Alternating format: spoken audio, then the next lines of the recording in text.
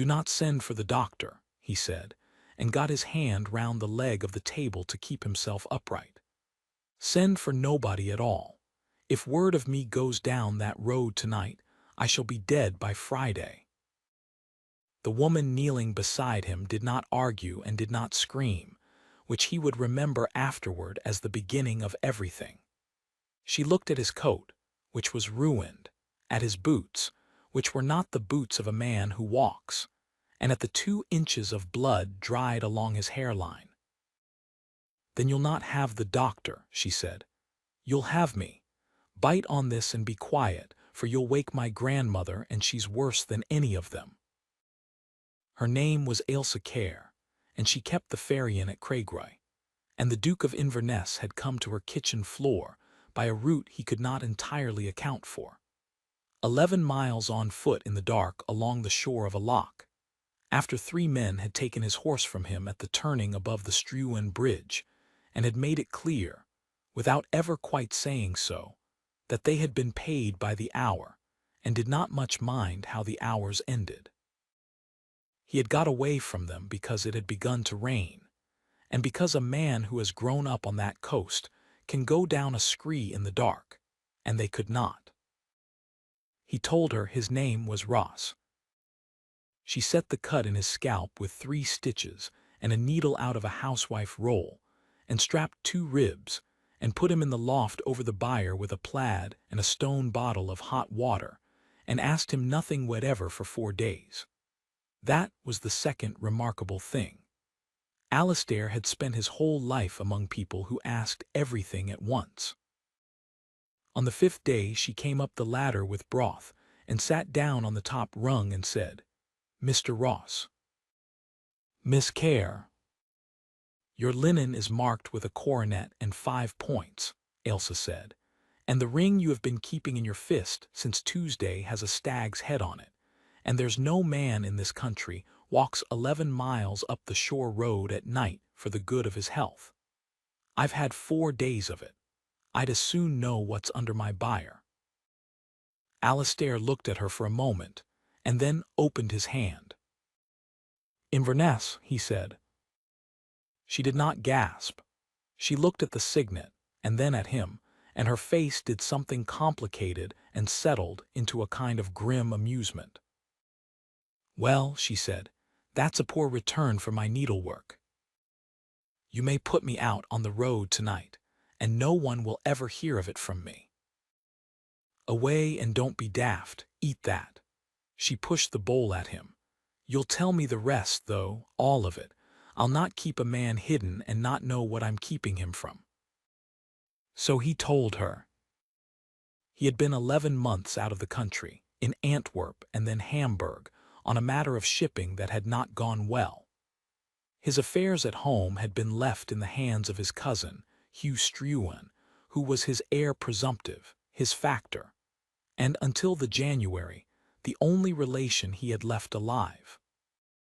In January, a letter had reached him in Hamburg from an old clerk in the Inverbury writing chamber. There had been signatures on documents Alastair had never seen. Timber sold off the Craigroy woods, 2 farms sold outright, and at the last, a petition. A petition to the sheriff for a commission, the sort of commission that examines a man, and finds him incapable of managing his own affairs, supported by an affidavit that the Duke of Inverness had been of unsound understanding since the winter of his father's death, had gone abroad in a fit of melancholy, and had not been heard from since October. "They mean to have you declared mad," Ailsa said. "They mean to have me declared absent and mad, and to have my cousin appointed my curator, which will make every one of those signatures good in law." Alastair set the bowl down. "The commission sits at Inverbury on Friday at 11. My man of business has the whole of it, the clerk's letter, the true accounts, my own hand from Hamburg on 11 dates when I was sworn to be raving in a garret. He can prove all of it. What he cannot do is produce me, and unless I stand in that room and am seen and heard, they will find as they like, and afterward nothing I say will be worth a penny, because the finding will make me a man who cannot be believed. The rain went over the roof of the byre. Friday, Elsa said. Friday, it is Tuesday night. And you'll not go by the low road. I came off the low road with 3 men behind me and a broken pair of ribs. They will be watching the Struan Bridge and the ford at Corrie and the Inverbury Turnpike, and they are being paid, and my cousin has a great deal to lose. He looked at her. Miss Kerr, if there is another way to Inverbury, I shall pay any sum you name. There's no sum in it, Elsa said, and there is another way and you'll not like it. She took him down at first light and showed him. The ferry inn at Craigroy sat where the loch narrowed, and the low road ran south along the water to the Struan Bridge and thence to the turnpike. 18 miles, easy going, and every mile of it visible from the hill. Behind thee in the ground went up. The drove road, Elsa said, over the shoulder of Bain Esgarach and down by the Larrig to Glen Feechin, and out at the back of Inverbury by the tanneries. 11 miles as the crow goes and near 20 as a man does. The drovers took it until the new bridge came in, and there's not been a beast over it in 9 years, and there's snow on the top since Sunday. You have been over it. I've been over it 40 times. My father took the cattle that way when I was a lass, and I've been up it every spring since he drowned, to look at the fank. She said it without a flicker. There's 3 places on that road where you can put a foot wrong. 2 of them will only break your leg. The third is the Alt Dhu, which is a burn the width of this yard, and it is in spate. And there is a way over it if you know where the slab lies under the water, and there is nobody living now who knows where the slab lies but me. Alastair looked up at the hill, and at the grey line where the snow began. Then you are the only soul who can do it. I, said Ailsa Kerr, that's the shape of it. You understand what my cousin's men are being paid for. I understand it better than you do, for I've lived here all my days and you've been in Hamburg. She was pulling her plaid round her. You'll not talk me out of it, and I'll not have you try, so we'll say no more. Thursday morning before it's light. Wednesday you rest, and you eat what I give you, and you say nothing to my grandmother beyond the weather, for she's 91 and a great talker. Wednesday was the longest day of Alastair's life, and one of the best, which was an absurd thing to be true, and was true. He was made to sit by the kitchen fire and shell beans. He was set to mending a creel and did it so badly that Ailsa took it away from him and gave him a second one to spoil for practice. The grandmother, who could not see across the room, told him at length about the summer of the great herring and asked him twice whether he was the new schoolmaster. And in the afternoon, cutting bread at the table with her sleeves back, Ailsa said, "What will you do if you win it?" Sell nothing. Buy back the 2 farms if they will sell. Put the timber money into the Craigroy road and a bridge at the ford. He hesitated. And the ferry will be worth less if there is a bridge. I have thought of that. It will not be built without you being made whole. She looked up at him quickly, and then down at the loaf. You've thought a great deal about a road you'll be quit of on Friday. I have thought about very little else since Tuesday, said the Duke of Inverness, and it is not the road. Ailsa Kerr went on cutting bread and said nothing at all, and her ears went scarlet, and Alastair discovered that he was smiling for the first time in 11 months. They left at 4 on Thursday morning with a lantern, 2 plaids, bread and cheese, a coil of rope, and the old Garin pony that had carried Pete's for 19 years, because Ailsa said flatly that a man with strapped ribs would not walk 20 miles, and she had no intention of carrying him. The first 8 miles went up. The drove road was a green ribbon in the heather where it existed at all, and in 3 places it did not exist, and each time Elsa walked out into the black with the lantern held low and came back and said, "Here," and it was there. Alistair had commanded a volunteer troop and had crossed the Rhine in a snowstorm, and he had never in his life followed anybody with such complete and unreasoning confidence. The light came up gray at 7 and showed them the shoulder of Bain Escarach ahead, white to halfway down. The snow was worse than she had thought. They were an hour and a half crossing the top, in wind that took the words out of a man's mouth, with the pony's head down and Ailsa at its cheek, and Alistair at the tail because she had told him to be there, and he had stopped disputing her orders somewhere around the 4th mile. Then they came down out of it into the Larrig, and he heard the Alt Dhu before he saw it. It was the width of a yard, as she had said, and it was white from bank to bank and going like a mill race, and the noise of it filled the whole glen. Ailsa stood and looked at it for a long time. "Well, the slab's 3 feet under," she said. "It was 2 on Sunday. Can it be crossed?" "Aye, if you go where I put my feet and nowhere else, and if you do not stop, for the pull of it will have you off in a second and a half." She was tying the rope round her waist. "Now hear me, for I'll say it the once.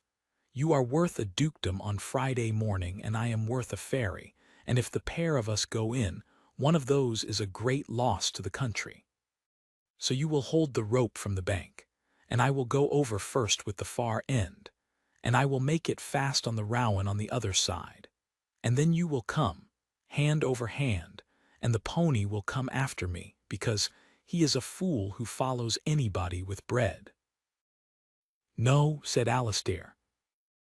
"You've no vote in it. I have this much of one."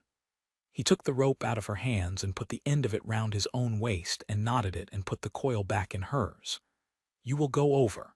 You will hold it, because you are the only person alive who knows where that slab is, and if I am carried off the country loses a duke, which it can perfectly well spare, and if you are carried off it loses the road, and I lose." He stopped. "You will hold the rope. That is the end of it."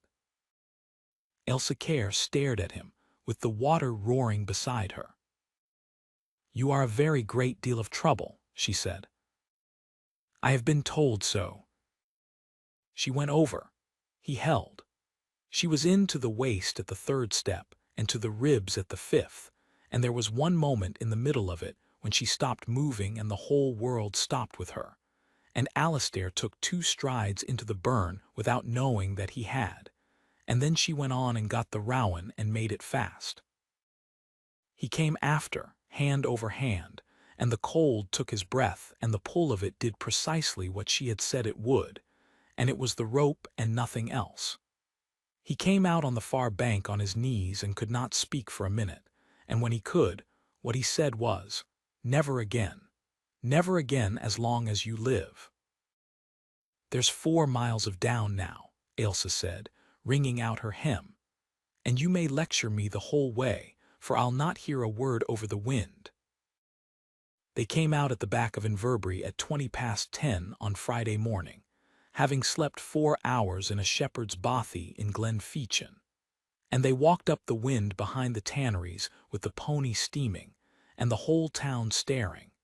A duke in a ruined coat with a stitched scalp, and a ferryman's daughter with a river to the waist of her. The commission sat in the town house at 11. Alistair went up the stair at 8 minutes to. He would not afterward remember much of what was said in that room. He remembered his cousin's face, which went from irritation at an interruption to disbelief, to a gray slackness that told the sheriff more than any affidavit could. He remembered Mr. Talmy, the writer, coming halfway out of his chair with a bundle of papers and saying, "Your Grace," in a voice that cracked. He remembered being asked his name, and his father's name, and the date, and the 4 last dates upon which he had written from Hamburg, and answering all of it in a perfectly steady voice, while water dripped off his coat onto the boards. and he remembered saying, when the sheriff asked how he had come, since the low road had been watched by men who would be examined presently. By the drove road over Bain Esgarach, sir, in the snow, and across the Alt Dhu in spate, not by my own knowledge. There is one person living who knows where the slab lies under that water, and she is standing at the back of this room in wet clothes because she would not sit down.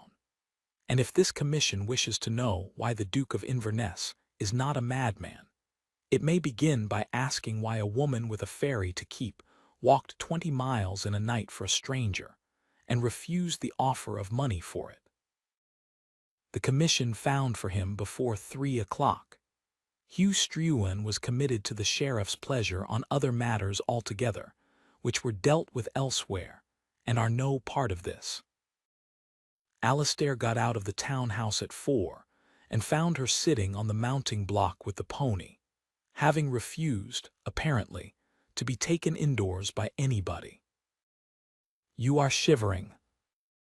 "I am fine." "You are not fine, you are blue." He took off his ruined coat and put it round her, and she let him, which he understood to be a considerable concession. "Ailsa, there is an inn across this square with a fire in it, and after the fire there is a thing I mean to say, and I have been composing it since the top of Bain Esgarach, so you may as well know it is coming." "Say it now and save the coal." "No," said the Duke of Inverness. "I have been rescued off a kitchen floor, stitched, hidden, fed, and hauled across a burn by this woman, and I am not going to ask her anything while she is standing in wet stockings on a mounting block. There is a limit to how badly a man may do a thing." She laughed then, cracked and exhausted, and got down off the block, and let him take her across the square. He asked her in the parlor of the Craigroy in 11 days later, in front of her grandmother, who was 91 and could not see across the room, and heard every word. "You'll be told it's beneath you," Ailsa said.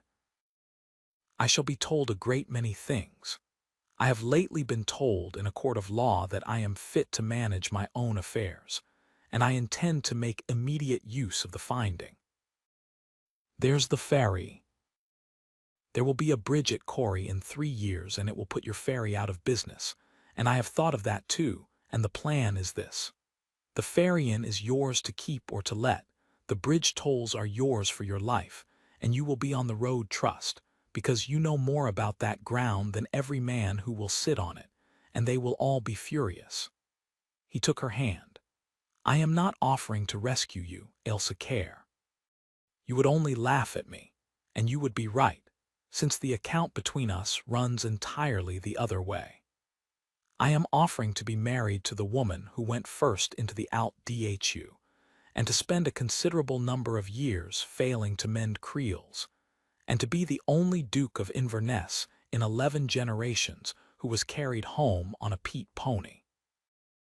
The grandmother said, from her chair, that in her day a man asked properly and did not make speeches, and had he not said last week that he was the new schoolmaster? "Aye," said Ailsa, "he's a terrible liar. Yes, then." They were married at Craigroy in the June, and the lock was flat as a plate for it. The bridge at Corrie was opened 4 years later, and the Duchess of Inverness cut the first turf for it herself, and was, by universal report, extremely difficult about the abutments. The drove road over Bain Esgarach was cleared and cairned and marked at the 3 bad places, and at the Alt Dhu a stone footbridge was built, 11 feet long, with an iron rail on both sides. There is a plate on it, and the wording was chosen by the Duke and argued over by his wife for a month, and it reads, "Here the slab lies 3 feet under. It was crossed in spate on the 22nd of March by a woman who knew where it was, and a man who did not, and had the sense to follow.